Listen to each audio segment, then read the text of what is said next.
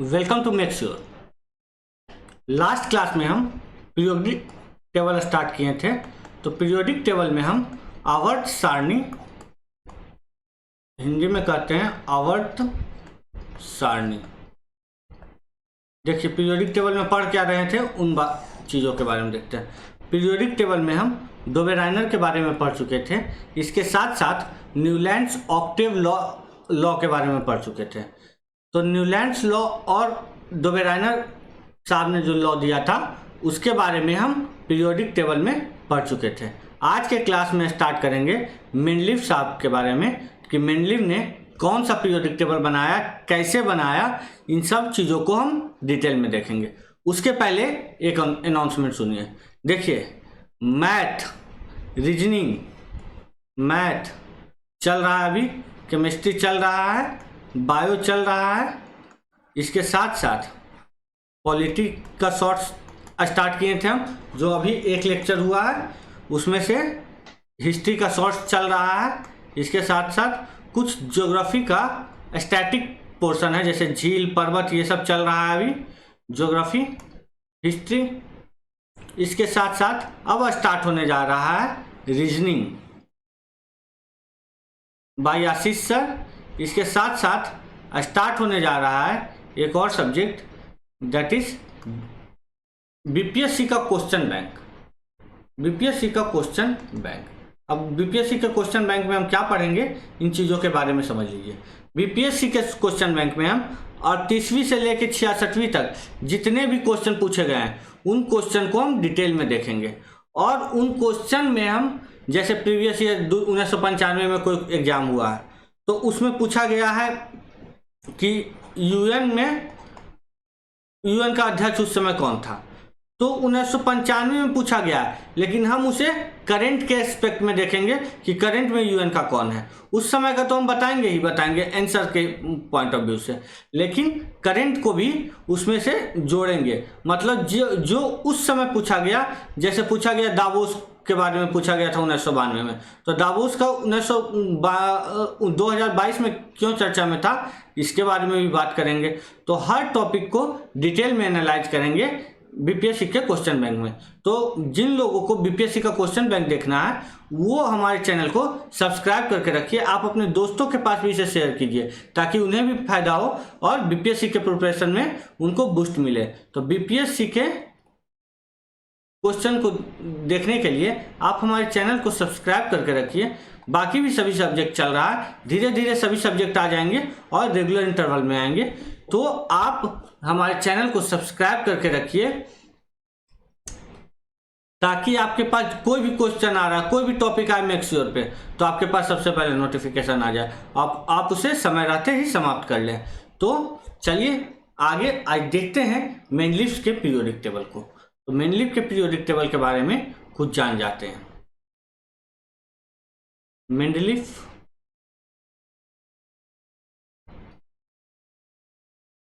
की आवर्त सारणी।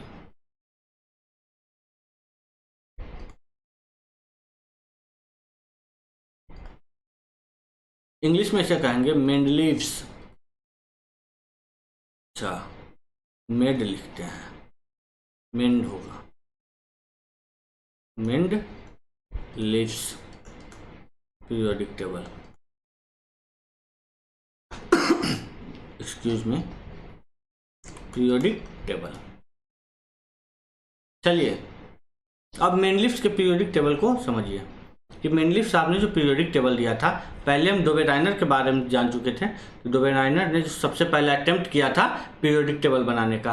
अब जानते हैं मेंडलीव के बारे में, कि न्यूलैंड के बारे में भी जान चुके थे, अब मेंडलीव के बारे में कुछ जानते हैं।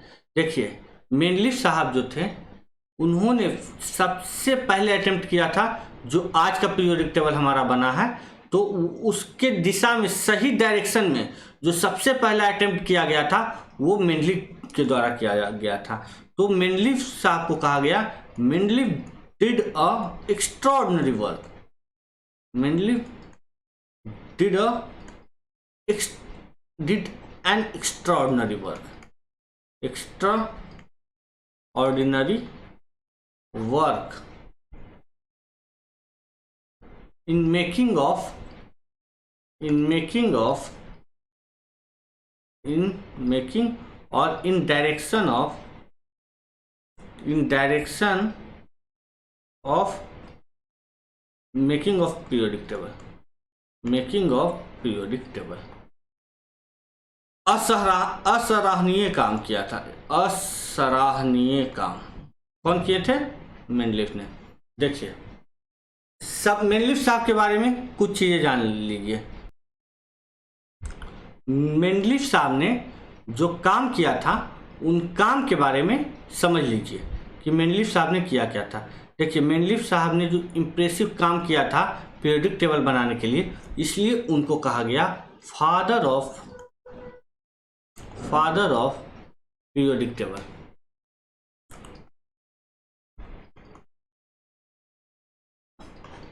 अब बार बार आवर्त सारणी लिखने की जरूरत नहीं है, अभी लिख देते हैं। आवर्त सारणी के पिता किसे कहा गया? मेंडलीफ।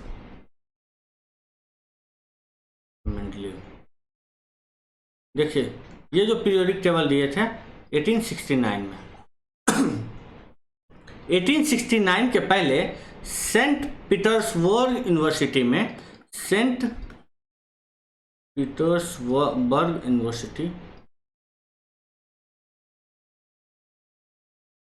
यूनिवर्सिटी यहाँ क्या थे? इनऑर्गेनिक केमिस्ट्री के लेक्चरर थे। कौन? Chemistry lecturer. मेंडलीफ जो थे सेंट पीटर्सबर्ग यूनिवर्सिटी में इनऑर्गेनिक्स केमिस्ट्री के लेक्चरर थे 1867 में। इसी दौरान उन्होंने एक किताब लिखी थी जिनका नाम था प्रिंसिपल ऑफ केमिस्ट्री। क्या था? Principle of chemistry. ये बुक 2 वॉल्यूम में आया था, वॉल्यूम 1 और वॉल्यूम 2 में। वॉल्यूम 1 और वॉल्यूम 2 में। वॉल्यूम 1 में जो उनका था 1868 ईस्वी में पब्लिश हुआ और वॉल्यूम 2 1870 ईस्वी में पब्लिश हुआ। मेंडलीफ साहब का जो पीरियोडिक टेबल था वो 1869 में जब बना तो उस पीरियोडिक टेबल को मेंडलीफ साहब ने पब्लिश किया रशियन लैंग्वेज के जर्नल में। तो रशियन लैंग्वेज में किसने किया था? Mendeleev publish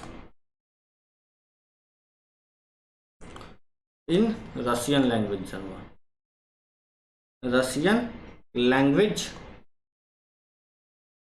journal. और उसी को जो मेयर थे वो पब्लिश किए थे जर्मन लैंग्वेज में। मेयर पब्लिश्ड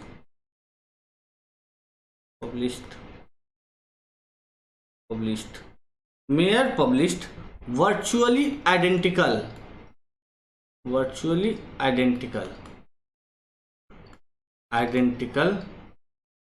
table in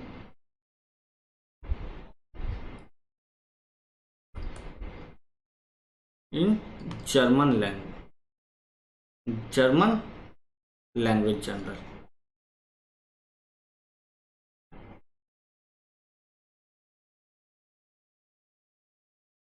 जो जर्मन लैंग्वेज में पब्लिश हुआ था मेयर के द्वारा, जर्मन लैंग्वेज जनरल, ये हुआ था 1872 में। अब मेंडलीफ के पीरियोडिक टेबल को पहले अच्छे से समझ लीजिए। जब मेंडलीफ साहब ने पीरियोडिक टेबल बनाया था उस समय नोन एलिमेंट थे,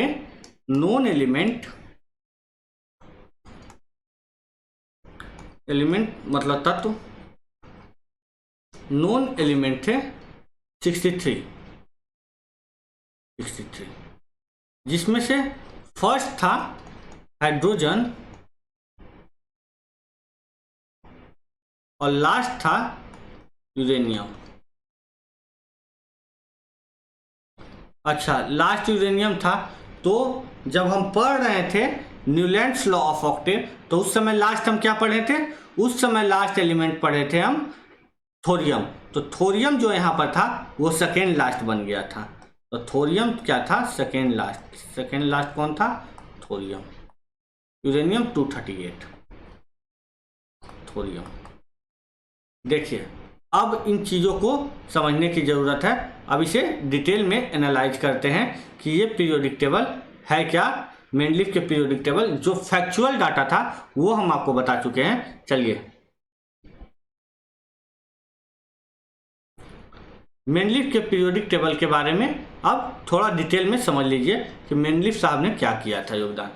मेंडलीफ साहब ने जो तत्वों का वर्गीकरण किया था, जो एलिमेंट का क्लासिफिकेशन किया था, वो सबसे सही दिशा में किया था, सबसे अधिक तार्किक था, सबसे ज़्यादा मतलब एक्सप्लेन कर सकता था उसको, सबसे ज़्यादा इम्प्रेसिव था, सबसे ज़्यादा इम्प्रेसिव था। उन्होंने 63 तत्वों को उसके प्रॉपर्टीज़ के आधार पर, उसके एटॉमिक मास के आधार पर क्लासिफाइड किया था। प्रॉपर्टीज़ में केमिकल क्लासिफिकेशन के आधार पे, मतलब कि जो समानता थी, किस तरह क्लासिफिकेशन किया था, इन चीज़ों को समझिए।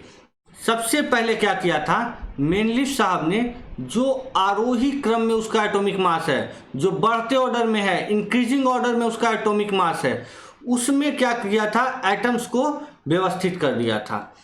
और एलिमेंट्स के प्रॉपर्टीज में जो दोहराव आता है, मतलब कि जो हाइड्रोजन का प्रॉपर्टीज है वो किसी और एलिमेंट का प्रॉपर्टी, कोई ए एलिमेंट है ए बी सी और कोई है एक्स वाई जेड, तो ए का प्रॉपर्टीज जो है वो क्या है? एक एलिमेंट है ए बी सी और दूसरा एलिमेंट है एक्स वाई जेड। तो ए का जो प्रॉपर्टीज है यदि वाई के प्रॉपर्टीज के समान हो गया तो ए वाई को एक जगह पे रखती है, जो दोहराव आ रहा है। यदि ए का प्रॉपर्टीज जेड के प्रॉपर्टीज के बराबर है तो ए का जेड के साथ ऐसे क्लासिफाइड कर दिए। अब किस तरह से क्लासिफिकेशन किया गया उसे हम आगे चल के देखेंगे। पहले मतलब कि जो समान गुण वाले प्रॉपर्टीज है, वो मतलब समान गुण वाले एलिमेंट हैं, वो थोड़ा समय के बाद क्या होगा? रिपीट होगा, उसका दोहराव होगा। तो उसी दोहराव को देखते हुए उन्होंने पीरियोडिक टेबल को बहुत अच्छे से सजाया था। 63 एलिमेंट को बहुत अच्छे से सजाया था, उसे अंतराल में सजाया था। अब देखिए इसे मतलब जिस तरह से उन्होंने सजाया था, कुछ अंतराल पे आ जाता था, इसे ही कहा गया मेंडलीफ पीरियोडिक लॉ। इसे क्या कहा गया? Mendeleev periodic law. Mendeleev periodic law के अनुसार क्या होता है? मेंडलीफ पीरियोडिक लॉ के अनुसार उनके तत्वों का जो गुण धर्म होता है, उनके परमाणु द्रव्यमानों के आवर्ती फलन होते हैं। कहने का मतलब क्या है?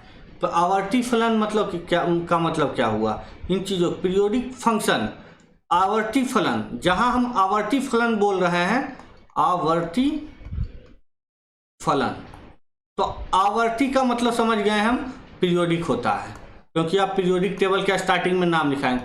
फलन का मतलब होता है फंक्शन इंग्लिश में। तो properties of the element are the periodic function of their atomic मास।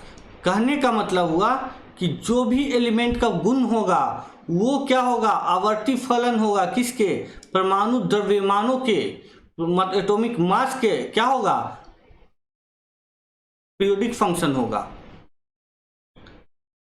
इसी क्रम में मेंडलीफ ने एलिमेंट्स को उसके बढ़ते हुए क्रम में, मेंडलीफ ने एलिमेंट्स को उसके बढ़ते हुए क्रम में, किसके बढ़ते हुए क्रम में? एटॉमिक मास के बढ़ते हुए क्रम में व्यवस्थित करके समान गुण वाले तत्व को समान वर्ग में रख दिया। अच्छा, समान गुण वाले तत्व को समान वर्ग में रख दिया, इसके कहने का क्या मतलब हुआ? देखिए, इसके कहने का सीधा मतलब समझ लीजिए आप। दो एलिमेंट लिए, समान वर्ग में रख दिया था। अब इसे हम समझा देते हैं आपको। मेंडलीफ साहब में मेनली दो तरह से बना है पीरियोडिक टेबल। एक तो ले लिया वर्टिकल लाइन और दूसरा ले लिया हॉरिजेंटल लाइन। वर्टिकली भी सजा दिया, हॉरिजेंटल भी सजा दिया। ये हो गया हॉरिजेंटल। हॉरिजेंटल को हिंदी मीडियम वाले क्या कहेंगे? Horizontal line. हॉरिजॉन्टल लाइन को हिंदी मीडियम वाले कहेंगे क्षैतिज रेखा।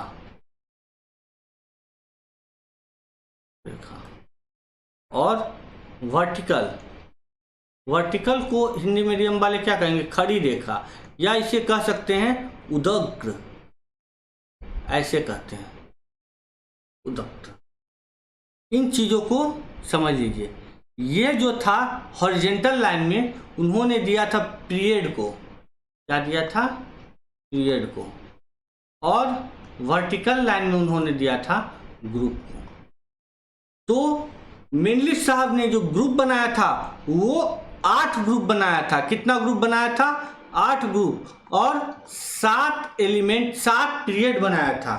तो इसी तरह से उनका क्लासिफिकेशन था कि 7 पीरियड और 8 ग्रुप में इन्होंने बांट दिया था पीरियोडिक टेबल को, और इसी में सभी एलिमेंट्स को क्या किया था? उन्होंने सजा दिया था। तो इन चीजों को समझ लेते हैं डिटेल्स में।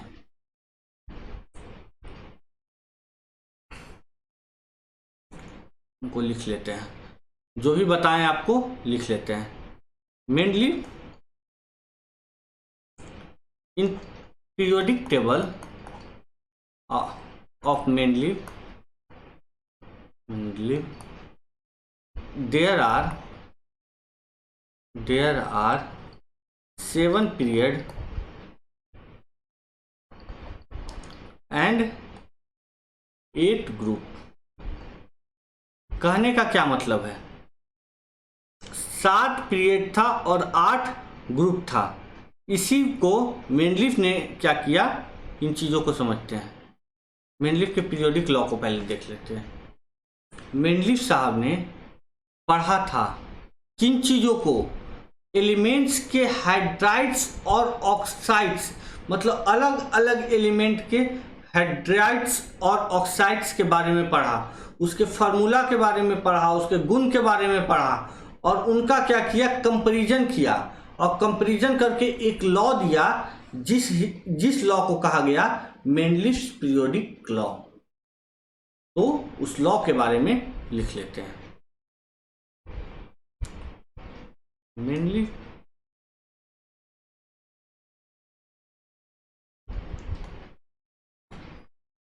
gives a law according to the properties of the element, the properties कौन सा? Study of hydrides and oxides mainly किया था उन्होंने। तो यहाँ पे देख लीजिए कि क्या क्या पढ़ा था। Study hydrides and oxides of element, of तत्व लिख देते हैं यहाँ पे, जगह नहीं है तो, या एलिमेंट्स भी लिख सकते हैं, एलिमेंट्स। चलिए, हाइड्राइड्स और ऑक्साइड्स के बारे में पढ़ा था। Properties of the elements are periodic function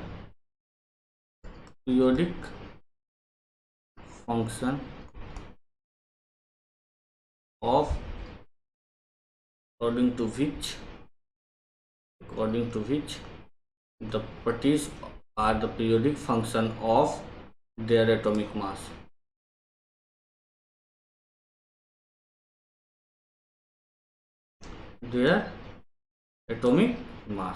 कहने का मतलब क्या हुआ? कहने का मतलब हिंदी में हुआ तत्वों के गुण, उनके परमाणु के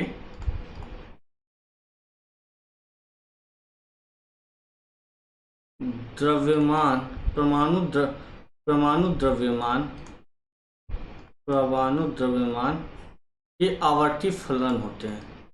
ये आवर्ती फलन हिंदी मीडियम वाले समझ लेंगे। आवर्ती फलन क्या होता है? पीरियोडिक फंक्शन होता है, बता चुके हैं आपको। तो फलन होते हैं। चलिए,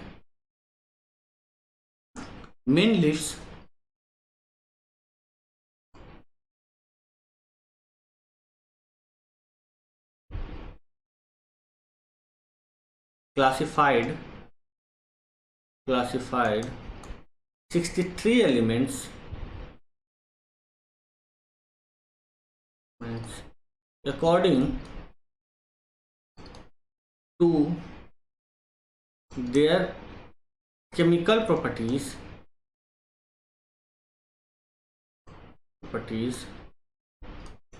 and atomic mass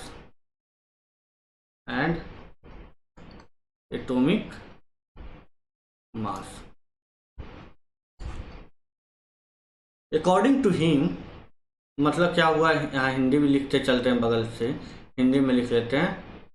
63 तत्वों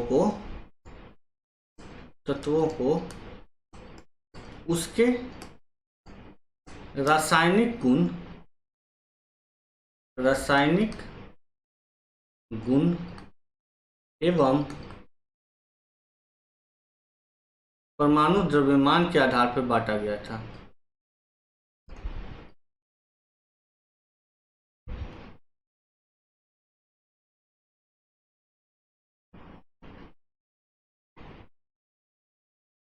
आधार पर बांटा गया था according to Mendeleev.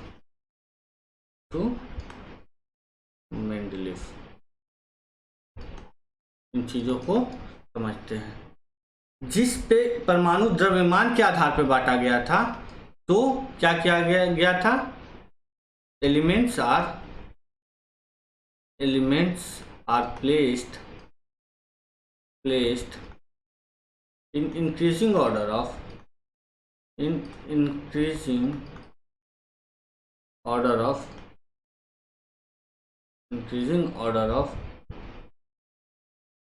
atomic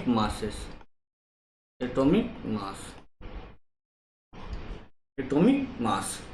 next देखते हैं, मतलब तत्व को परमाणु द्रव्यमान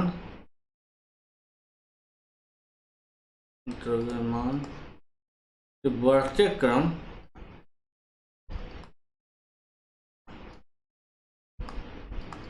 के आधार पर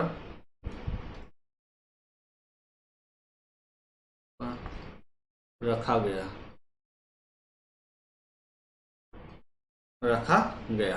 चलिए अब इन चीजों को समझते हैं और आगे लिखते हैं। जो समान गुण वाले तत्व थे वो एक समय के बाद क्या होता था, दोहराव उनका होता था, रीअपियर्स। तो एलिमेंट्स ऑफ सिमिलर प्रॉपर्टीज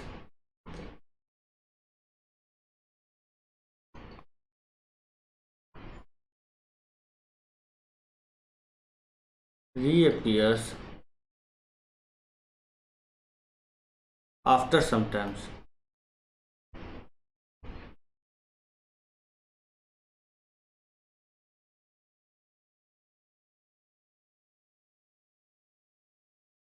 कहने का मतलब क्या है, देखिए कुछ निश्चित अंतराल के आधार पे कुछ आफ्टर समटाइम्स, और इस समटाइम्स का मतलब है definite interval after definite interval.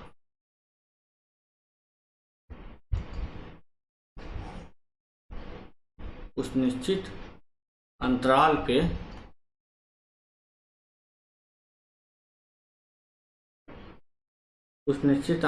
पे तत्वों का, समान गुण वाले तत्वों का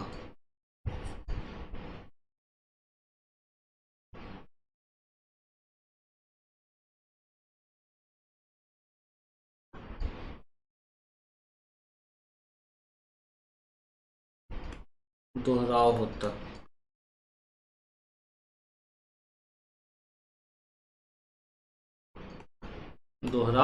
आता है। अब उन चीज़ों को समझिए कि मेंडलीफ साहब ने जो बनाया था उन चीज़ों को समझ लेते हैं, डिटेल में देख लेते हैं मेंडलीफ साहब ने जो पीरियोडिक टेबल बनाया था। देखिए फर्स्ट एलिमेंट तो इसका था, इस first element, last element, second last element, इस सब चीज़ों को बता दिए थे। मेंडलीफ जो पीरियोडिक लॉ दिया था वो लॉ केमिकल प्रॉपर्टीज के बेसिस पे दिया था, जो बढ़ते हुए आरोही क्रम में दिया था। उन्होंने कहा था कि atom mass will increase either going from left to right और going from up to down. उन्होंने क्या कहा था, या तो बाएं से दाएं की तरफ बढ़ें, बाएं से दाएं या ऊपर से नीचे, ऊपर से नीचे। क्या होगा, परमाणु द्रव्यमान बढ़ेगा, परमाणु द्रव्यमान बढ़ेगा। Left to right, left to right,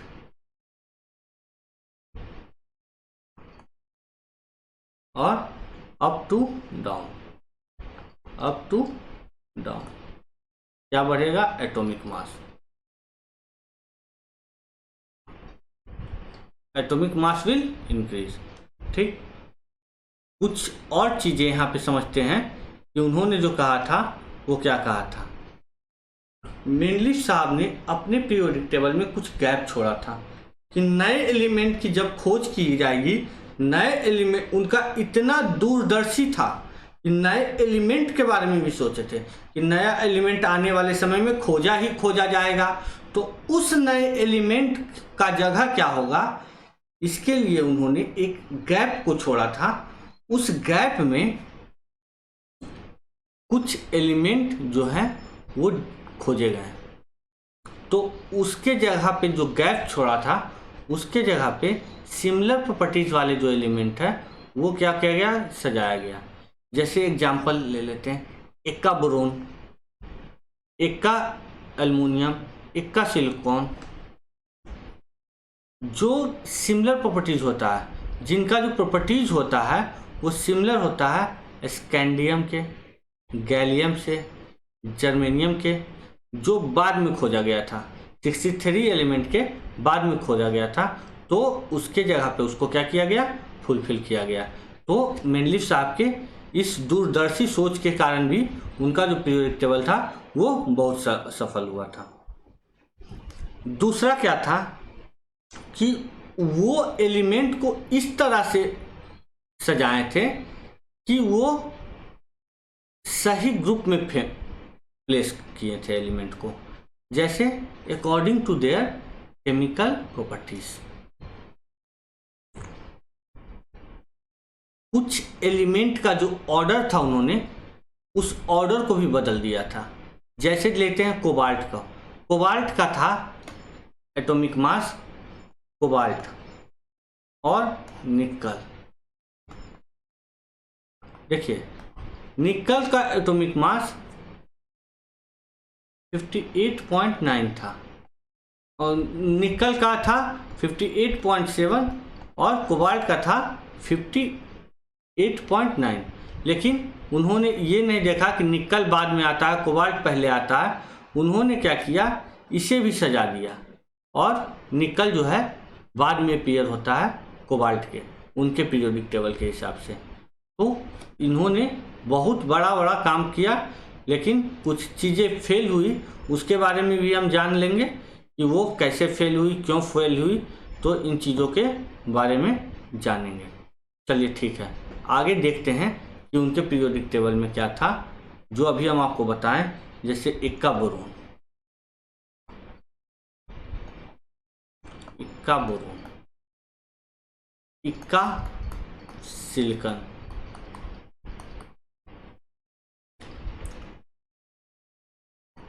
इक्का एल्युमिनियम। देखिए इन सभी को जो था रिप्लेस किया गया इसके द्वारा, स्कैंडियम,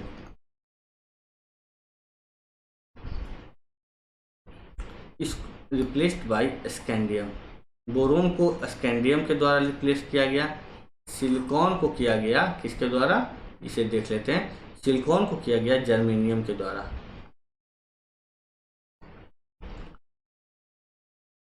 इसका रिप्लेसमेंट किया गया, इक्का अल्युमिनियम का रिप्लेसमेंट किया गया किसके द्वारा, इसका किया गया गैलियम के द्वारा। गैलियम के द्वारा। फिर एक एलिमेंट आता है इक्का मैग्नीशियम।